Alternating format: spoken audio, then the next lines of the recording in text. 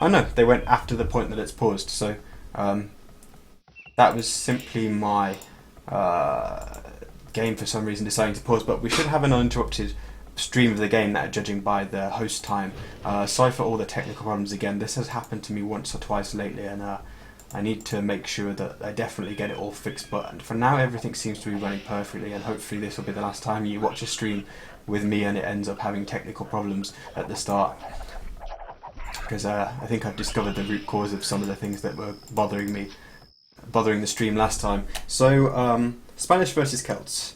I was saying that I can see why MbL might have chosen a civ like Celts on this map with the civilization pool that he had available for me.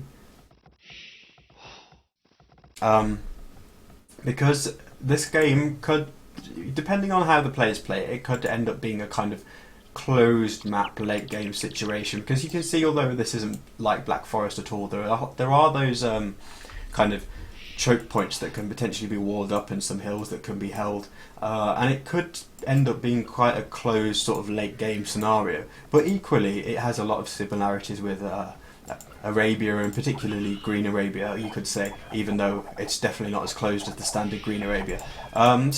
And Celts are a good civ, but both in those sort of like closed choke point Black Forest type maps. But equally, they are probably one of the second tier Arabia civs that players would tend to choose.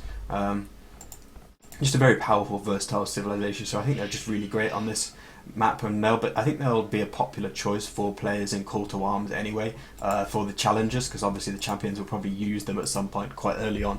But I think MbL has a lot that he can do here with this civilization. He's going to be going for, depending on when he's looking to click up, which it appears he's not going to be doing it anytime soon. He's going to be going for just a slightly late drush perhaps, and we may see a transition into man-at-arms or something. It would appear that TaToH, if he's not going for his favourite towers, which is unlikely with Spanish, is going to be thinking about going into conquistadors quite early. But at the same time, keep an eye on what these villagers might be doing. Could be going to the gold, or they could be thinking about going forward with towers. Spanish obviously aren't that bad a civ to trush with at all because of the fast building bonus. If you get a tower sort of coming up with a decent amount of villagers, it can be hard for the defender to use those to use his like extra villagers to build their tower faster, because typically like the defender can build a tower faster, so they can start building the tower second and then get the tower up even because they've got more villagers. But with 6 villagers coming forward and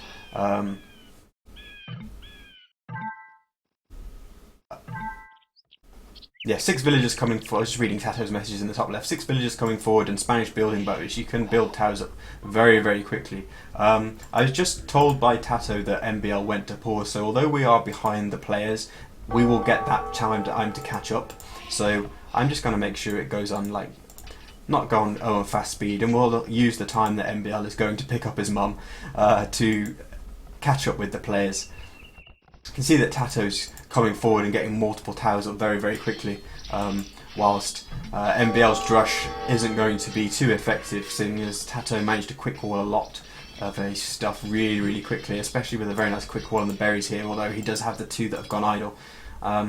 TaToH's really good at doing this. Everybody who's seen Call to Arms number 2 with Spring against Spring will know that he loves towers, and loves to do tower rushes in lots of different games and situations and with lots of different civs. But one thing he's really good at is once he starts building his first tower, he'll usually have 3 or 4 towers just moments later. It's not a case where it's just 1 tower and then the next tower. He just spams towers by having the stone in the bank early enough to do it, and it's really annoying because if you're not already on stone as a defender, then it's going to take you a while to get enough sort of stone in the bank to counteract the fact that TaToH's towers are springing up just everywhere simultaneously.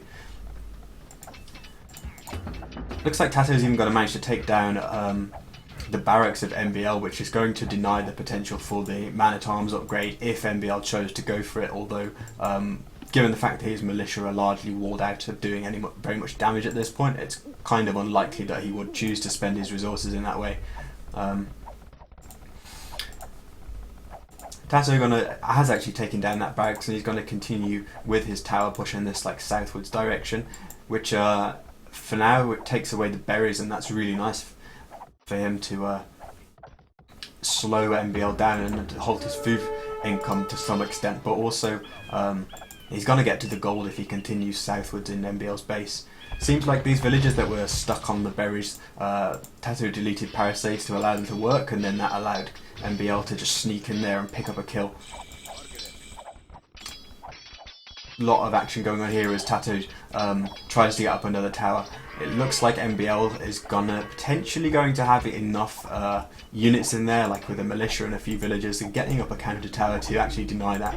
And that's really going to be really crucial for him, because he obviously doesn't want to lose access to his made gold and his berries, and then potentially even this wood line this early on. And even if TaToH was to continue with this tower creep around here, it'd be potentially hitting the second gold. And I think this map, the players only have 2 gold piles that sort of belong to them, if you like, rather than belonging to the map. So he definitely doesn't want to lose that. Just going to wait and see if MbL manages to get into there. Could be picking up some more stone mine villages if he does.